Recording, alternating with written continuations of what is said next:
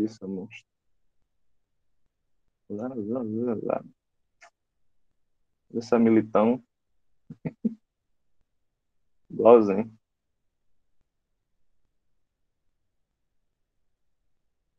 Bem, gente, bom dia a todos e a todas.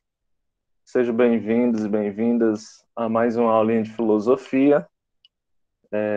Essa aulinha da manhã dedicada à revisão dos conteúdos para o Enem, uma forma de reforçar aí os assuntos que nós já vimos no primeiro e no segundo ano, a fim de nós resolvermos a nossa avaliação do Enem, vestibular, que vocês vão fazer também, né, no final do ano. Não sei se vocês viram, mas foi divulgado aí esses dias o novo calendário do Enem, o calendário do Enem desse ano, né? E o calendário do Enem desse ano não trouxe uma data específica para a realização do exame. Eles colocaram lá, se eu não me engano, somente o mês de novembro. Então, em novembro, a gente sabe que vai ter o Enem, mas a gente ainda não sabe qual é o dia, ou quais são os dias específicos, ok? Então, a gente vai trabalhando aí com essa data, novembro. Acredito eu que se tiver impresso, Enem impresso, aconteça como vem acontecendo, né? No primeiro fim de semana e no segundo fim de semana de novembro. Acredito que se tiver impresso, seja dessa forma, ok? E, no mais, nós estamos aqui. Na semana passada, eu disponibilizei para vocês um simulado, certo? Esse simulado, ele ficou aberto até ontem, eu já fechei ele, e as pessoas que fizeram, elas ganharão um pontinho aí na prova parcial, tá bom? Então, na próxima prova, as pessoas que responderam o simulado, se eu não me engano, foram 53 pessoas, elas ganharão um pontinho aí na prova parcial. Ah, professor, não fiz, libere de novo. Não, vou liberar mais não, certo? Algumas coisas que eu faço, eu deixo essa liberdade, né? Eu dou essa liberdade exatamente para que vocês possam aprender a utilizar ela da melhor maneira possível. Então, quem fez por livre e espontânea vontade, sem que o professor tivesse ali colocando pressão, ganhou um pontinho aí na prova parcial. Sem falar, pessoal, além do ganho do ponto, é o ganho do conhecimento, né?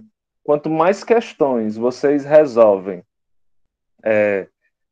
quanto mais questões vocês resolvem relacionadas a algum conteúdo, mais vocês fixam esses conteúdos na mente, certo? Então, além do ponto que eu estou oferecendo agora para aqueles que fizeram, né? Eu acho que o maior ganho de vocês é realmente a aprendizagem para que vocês cheguem no dia da prova e consigam realizar uma boa prova. Eu acho que é meio frustrante você chegar no dia do Enem, você ver que o professor trabalhou aquele conteúdo em sala, mas você perceber que você não sabe marcar a questão porque você não se dedicou o suficiente. Eu acho que é muito frustrante e é algo que eu não quero que vocês passem, né? Então, por esse motivo, toda sexta pela manhã a gente se encontra por aqui. A gente nem precisaria, a gente poderia ter só uma aula à tarde, mas eu faço questão de ter essa aula aqui com vocês para que a gente possa se preparar melhor, ok? Então, hoje, pessoal, a gente vai relembrar aqui um conteúdo, a gente vai iniciar, né, a revisão de um conteúdo que é fundamental para uma boa realização de prova do Enem, certo? É fundamental. Esse conteúdo, né, vocês vão observar que o Enem na filosofia, ela vai cobrar de vocês pelo menos aí três assuntos, três temáticas gerais, né? A gente vai ter a ética, a gente vai ter a política e a gente vai ter a teoria do conhecimento. A ética, ela vai falar basicamente sobre a nossa postura, sobre as nossas condutas, sobre como nós devemos agir. A política, ela vai refletir sobre o papel do Estado, o papel do povo, o papel das instituições, né, a cidadania e etc. A teoria do conhecimento é a parte da filosofia que vai refletir sobre como se forma o conhecimento, como o ser humano ele adquire conhecimento. Então, nós vamos iniciar hoje aqui um conteúdo que gira basicamente em torno desses três eixos principais, mas tendo como clímax, como tema central, a política. Estamos falando aqui do período clássico da cidade de Atenas, certo? A gente encerrou aí a discussão sobre o período pré-socrático, falamos aí de basicamente dos filósofos pré-socráticos mais importantes, certo? Aqueles que podem aparecer na prova do Enem, aqueles que geralmente aparecem. E hoje a gente vai iniciar o estudo do século V a.C., do período clássico, do período socrático, aquele período onde aconteceu a consolidação, né, a estruturação do que nós conhecemos por democracia ateniense. Pois é, para algumas coisas, né, Rafael? Eles eram avançados para algumas coisas, para outros eles eram meio retrógrados. A gente vai poder observar isso na aula de hoje, né? Mas, de qualquer forma, por mais que eles fossem avançados em algumas coisas e retrógrados em outra, eu acho que é muito importante que a gente reconheça a relevância histórica que esse povo teve, né, para toda a humanidade. Muitas das coisas que nós fazemos, acreditamos hoje, nós devemos aos gregos. Eles, especialmente aos atenienses, né? Eles foram assim precursores de muitas coisas, né? De muitos costumes, de instituições. Então nós, sem dúvida, devemos muito a eles. E aí, dentro dessa temática da política do período clássico, a gente vai estudar nesse mês de maio dois grupos, na verdade, um grupo e um filósofo, né?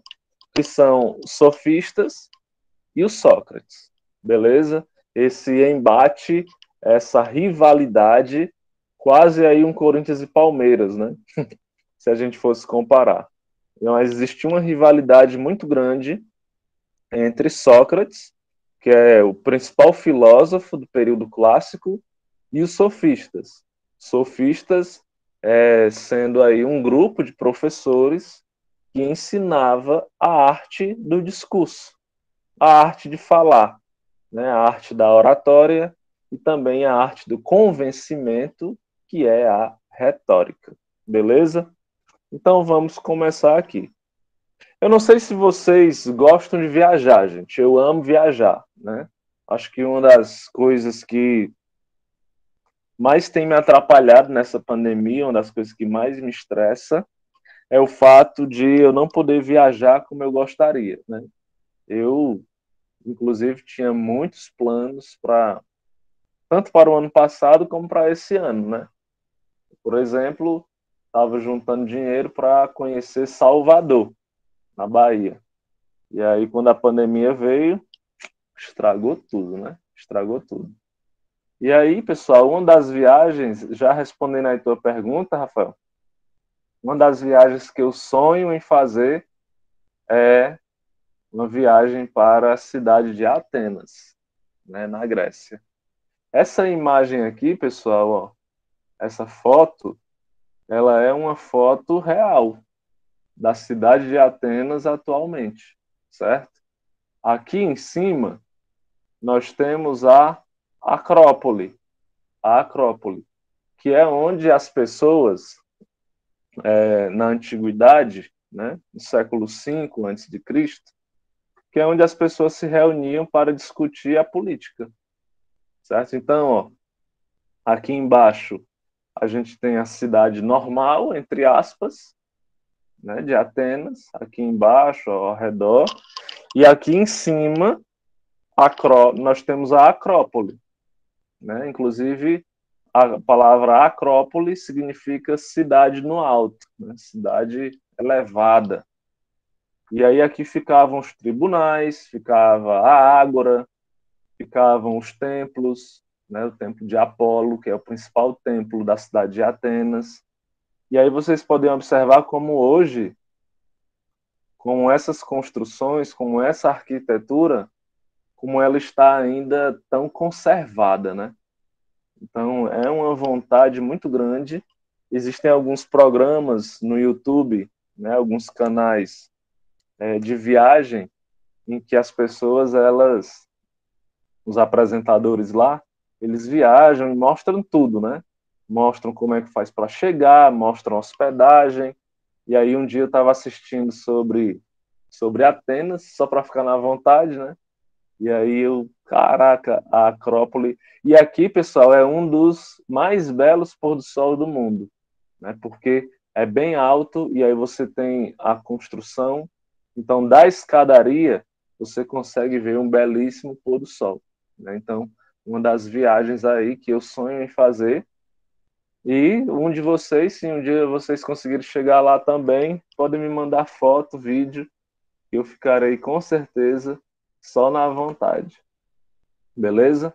Então, essa Acrópole, pessoal, como eu falei, era o local onde os gregos se reuniam, né? Eles passavam basicamente a manhã, uma boa parte do dia, fazendo os trabalhos de casa, fazendo os trabalhos do comércio, e na parte da tarde e grande parte da noite, eles se reuniam para discutir a política, certo? Então, é muito importante dizer que os atenienses, eles levavam a política muito a sério. Eles dedicavam uma boa parte, uma significativa parte da sua vida à política. Por que eles faziam isso? Porque nós estamos falando de um regime democrático. Né? Nós estamos falando de um regime em que você tinha ali um líder, em que você tinha um governante. No caso do século V, era Péricles, certo? Péricles era o governante da cidade, mas você tinha também uma organização política que permitia a participação de todos os cidadãos. Certo? Todos aqueles que eram considerados cidadãos, eles participavam, eles se dedicavam ativamente à vida pública. Então, eles trabalhavam, executavam algumas tarefas durante uma parte do dia, mas a maior parte do dia eles passavam aí, ó, na Acrópole, discutindo, debatendo, deliberando, fazendo com que a cidade se movesse a partir das decisões tomadas em conjunto, ok? Dentro da Acrópole, pessoal, a gente vai ter a Ágora, certo? A Ágora talvez seja o espaço mais importante da cidade de Atenas, mais do que os templos. Tomara que nenhum ateniense me ouça dizendo isso. Mas a Ágora, pessoal, era importante porque era nela que as decisões eram tomadas. Certo? Vocês podem observar aqui, né, que a Ágora era feita basicamente por uma espécie de anfiteatro, onde você tinha aqui as arquibancadas.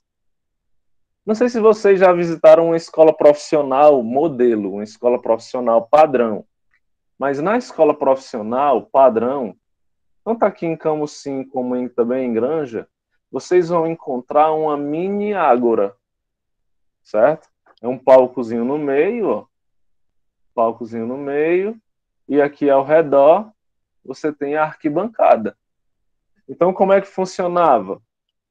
Todos os cidadãos de Atenas, eles ficavam sentados aqui na arquibancada, certo?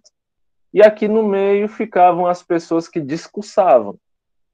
Então, digamos, vai ser tomada alguma decisão na cidade. Tem um dinheiro, tem lá o dinheiro dos impostos, e vai ser tomada alguma decisão sobre o que fazer com esse dinheiro. Então, os cidadãos, eles vão se reunir. No Luiz Felipe é assim, massa, show de bola. Com certeza, eu daria uma aula lá no meio, né?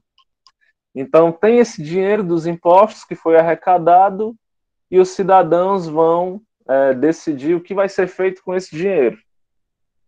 Uma parte, um grupo de pessoas, quer que com esse dinheiro seja construída um posto de saúde. Um outro grupo quer que seja construída uma escola. Então você tem ali duas ideias diferentes. O que é que vai acontecer? Aquelas pessoas que defendem a construção do posto de saúde, elas vão discursar. Elas vão tentar convencer as outras de que o melhor para a comunidade é a construção do posto de saúde. Depois que elas terminarem, vai vir o outro grupo, o grupo que acha que o melhor para a cidade é a construção da escola. E aí, essa galera também vai discursar a respeito, certo? Depois dos discursos, né? Depois dos discursos, é feita uma votação ali mesmo. E aí, através dessa votação, se decide, pelo voto da maioria, se decide o que é que vai ser feito. Se vai ser construído posto de saúde ou se vai ser construída a escola. Então, perceba que a democracia funcionava dessa forma. Todas as decisões, pessoal, todas as decisões eram tomadas desse jeito, certo? Desse jeito. Então, você tinha uma democracia que, de fato, funcionava. As pessoas, elas realmente participavam ao vivo, certo? Participavam ao vivo. E aqueles que sabiam se pronunciar, aqueles que sabiam discursar melhor, com certeza eles levavam vantagem sobre os demais. Porque digamos que você está lá, você faz parte da plateia, você faz parte do cidadão que não tem ainda uma opinião formada. Então você foi lá assistir à assembleia, certo? E aí você está lá assistindo à assembleia e você que não tem uma opinião formada vai ter essa opinião formada a partir dos discursos que você assistir.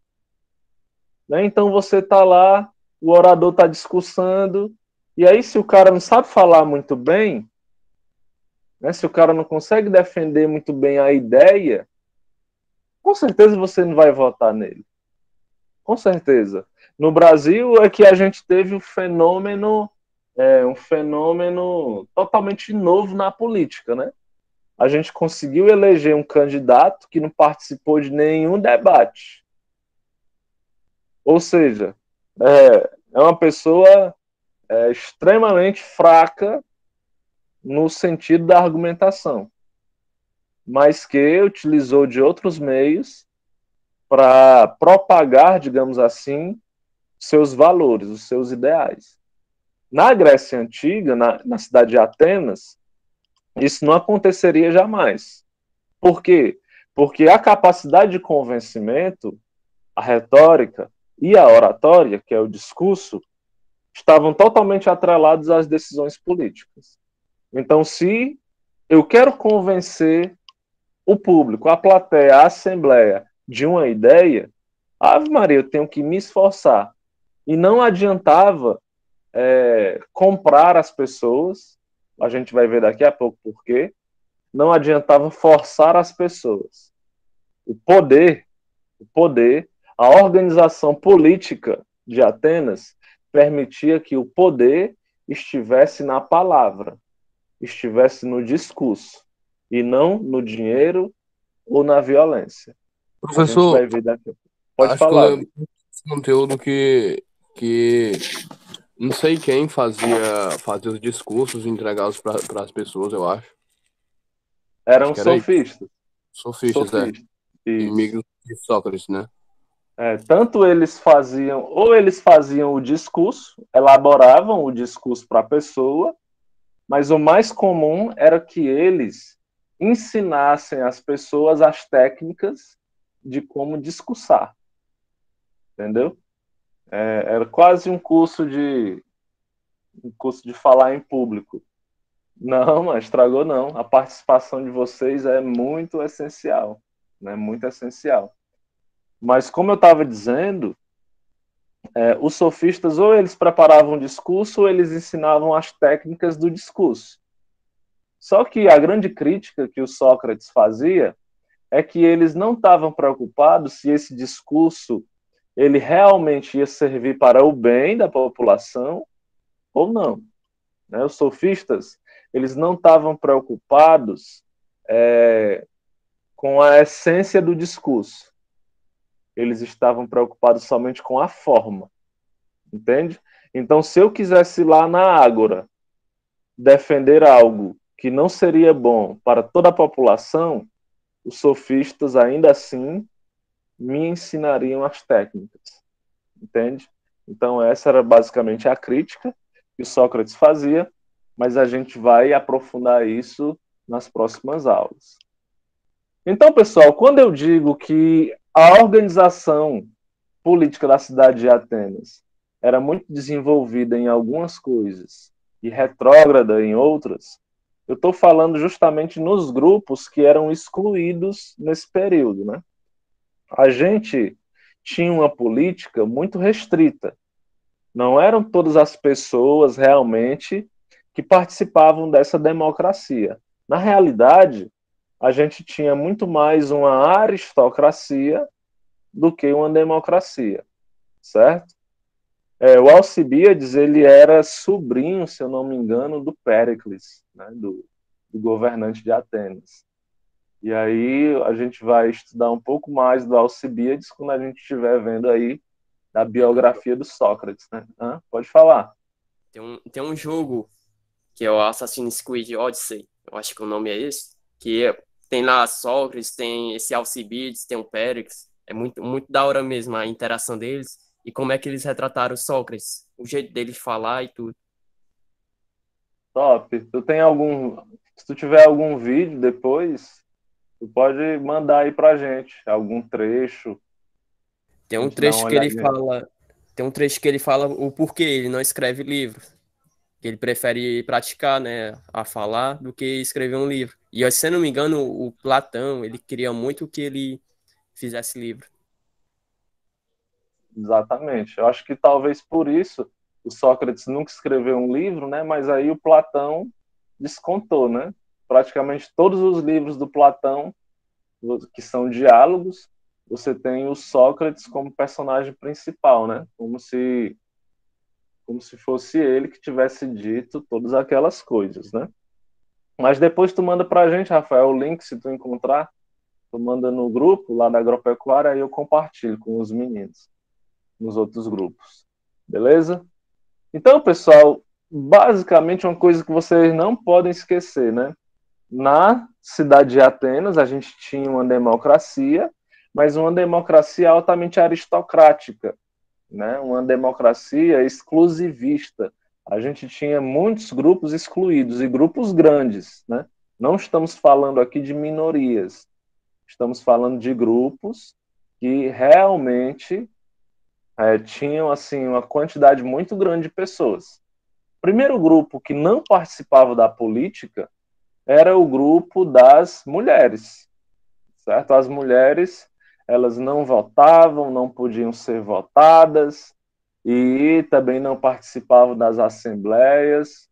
As mulheres, elas tinham um papel importante na cidade de Atenas, na vida social, né, na vida familiar, mas elas não participavam das políticas, não participavam da política, da democracia, ok? O segundo grupo, pessoal, o que é horrível, né? Porque você tem aí a maioria de mulher e elas não participam. Então você já exclui de uma maneira horrível, de uma maneira misógina, de uma maneira preconceituosa as mulheres. Os antigos, muitos, né, muitas civilizações excluíam a mulher de muitas coisas, né? De muitas coisas. Dizendo, inclusive, que elas não teriam a mesma capacidade racional dos homens. Enfim, né?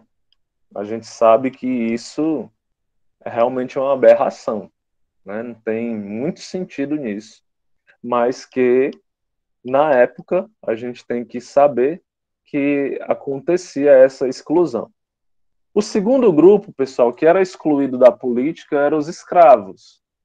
Quando a gente fala em escravo, é bom que a gente entenda que esses escravos, eles não tinham relação com cor da pele, tá? Eram escravos de guerra. Você tinha ali batalhas e os povos que perdiam as batalhas, eles eram transformados em escravos. Aqueles que se rendiam, né? Eles eram transformados em escravos, e aí eles eram comercializados, mas os atenienses, eles tinham uma relação de confiança com os escravos. Alguns dos escravos, eles tinham habilidades muito interessantes, né? Alguns deles eram sábios, outros sabiam executar atividades manuais muito bem, então eles tinham uma relação de confiança com os escravos. Porque, afinal de contas, os cidadãos, eles precisavam de tempo livre para poder se dedicar à política. Então, quando eles saíam de casa, quem ficava tomando conta da casa, dos negócios, da lavoura, eram os escravos, né? Para que esses cidadãos pudessem participar da democracia. Inclusive, o próprio Aristóteles, ele vai dizer, estou dando aqui um bizu importantíssimo, viu, gente? O próprio Aristóteles vai dizer que a democracia, ela não se fazia sem escravos. A democracia não se fazia sem escravos. Por quê? Porque se os cidadãos, eles não tivessem os escravos, eles não tinham como passar o dia todo lá na Ágora, né? A Ágora é aquela praça onde as assembleias aconteciam, né, que a gente viu.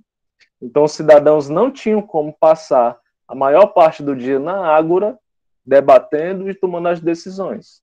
Então, os escravos, eles tinham a função essencial de cuidar das coisas particulares dos cidadãos. Cuidar do comércio, cuidar da casa, cuidar da plantação, dos animais, beleza? Alguma dúvida a respeito disso? Então, os atenienses, eles tinham essa justificativa, né? Aí, se a gente considerar ela boa ou ruim, é outra coisa. Mas eles tinham essa justificativa para a escravidão, né? E o terceiro grupo que era excluído era o grupo dos estrangeiros. Lembrando que estrangeiro era toda e qualquer pessoa que não tinha nascido em Atenas, certo? Então, um indivíduo que tivesse nascido em Esparta, que era uma cidade vizinha, ele era considerado um estrangeiro, não tinha direitos políticos, não podia votar, não podia participar das assembleias, não podia ser votado, tá bom? Não tinha direito a voto, não podia participar. Lembrando também, gente, que essas cidades, elas eram independentes, né? A gente tem aí a nomenclatura que a gente dá, que é cidade e estado. Não é que as cidades eram totalmente independentes, não dependiam em nada uma da outra, dependiam, mas elas não estavam unificadas. Por exemplo, Atenas tinha sua própria constituição, suas próprias leis, sua própria moeda, seu próprio exército, e assim era muito comum que cada cidade da época também tivesse, né? Então, Atenas era considerada uma cidade-estado, exatamente por isso, por ter essa independência nas leis, na moeda, na sua constituição. E aí você deve estar se perguntando, quem é então que participava da política nessa época? Quem é que era realmente cidadão de Atenas nessa época? A gente tinha o grupo dos homens livres. Quem eram os homens livres? Como o próprio nome já diz, né? Homens, sexo masculino, acima de 21 anos, filhos de pais atenienses, certo? Então, não bastava que, digamos, meu pai é de Esparta, meu pai e minha mãe são de Esparta. Aí eles fizeram uma viagem para Atenas e eu nasci em Atenas. Porque eu nasci em Atenas, eu me torno um cidadão de Atenas? Não, não, não me torno. O meu filho, caso eu case com uma cidadã ateniense, o meu filho ele vai ser um cidadão ateniense, a segunda geração. Mas eu, por ter os pais espartanos, não serei considerado um ateniense, certo? Então, além do indivíduo ter nascido lá, os pais também tinham que ter nascido. Era algo bem rígido, né? E o quarto aspecto é ter recebido uma boa educação e ser rico, que é uma coisa que está atrelada à outra.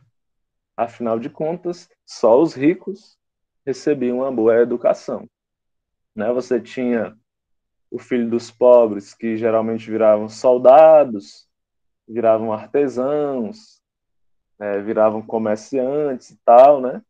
E aqueles que tinham recebido uma boa educação, eles se tornavam cidadãos aptos a participarem da democracia, né? Então você tinha aí, ao mesmo tempo, uma preocupação muito grande com a política, né? Porque você permitia que somente pessoas muito bem educadas pudessem participar, o que fazia toda a diferença. Para vocês terem uma ideia, por volta dos 4 anos de idade, as crianças elas começavam a ser educadas através da educação de um mestre, um professor particular para aquele aluno, né? E esse mesmo mestre ele educava em todos os aspectos, educava a criança até os 21 anos. Certo? Até os 21 anos. E esse mestre, ele ia identificando as habilidades desse jovem. Assim, esse aqui serve para a política. Não, esse aqui vai ser soldado, esse aqui vai ser artesão, esse aqui vai ser pescador, esse aqui vai ser comerciante. Era o mestre que determinava, de acordo com as habilidades que o jovem ia demonstrando, ele que determinava ali, ele que encaminhava mais ou menos o que é que aquele indivíduo ia fazer pelo resto da vida, certo? Inclusive esse mestre, ele também orientava nos assuntos sexuais, né? A homossexualidade era algo muito comum, era algo natural na cidade de Atenas e algo visto como educativo, educativo. O contato desse homem mais velho, desse mestre, com esse jovem, com esse menino mais novo, era para que ele orientasse, né? Então, existia ali uma espécie de relação, mas uma relação muito mais de orientação. Mas a homossexualidade era algo muito comum, naturalíssima, entre os atenienses, ok? Então, somente esses homens livres eram considerados cidadãos. Homens acima de 21 anos, filhos de pais atenienses e que tendo recebido uma boa educação e tendo também bastante dinheiro. O fato deles serem já ricos, todos eles, impedia, por exemplo, que eles fossem subornados, né? Para que eu vou aceitar dinheiro para participar de uma votação se eu já sou rico, né? Então, acredito eu que isso tenha impedido aí muito suborno e realmente tenha colocado o poder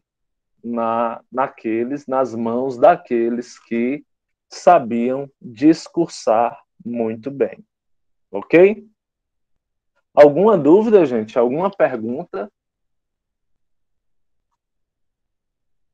Algum Não. comentário? Não? Então, por hoje, nós vamos encerrar por aqui. Já faltam 3 minutos aí para encerrar a nossa aula. À tarde, a gente vai iniciar um conteúdo novo. Só que a gente ainda vai continuar um pouco dentro desse assunto da política, certo? À tarde, a gente vai ter aí um convidadozinho especial e vai fazer a abertura da nossa aula com uma música. Então, na parte da tarde, a gente se encontra novamente para falar um pouco mais da política, mas dessa vez da política num outro contexto, no contexto da modernidade. Tá bom? Então, bom dia para vocês. Se tiverem um tempinho, copiem o slide no caderno. Daqui a pouco eu mando o material da tarde. Beleza? Um cheiro, gente. Até a próxima.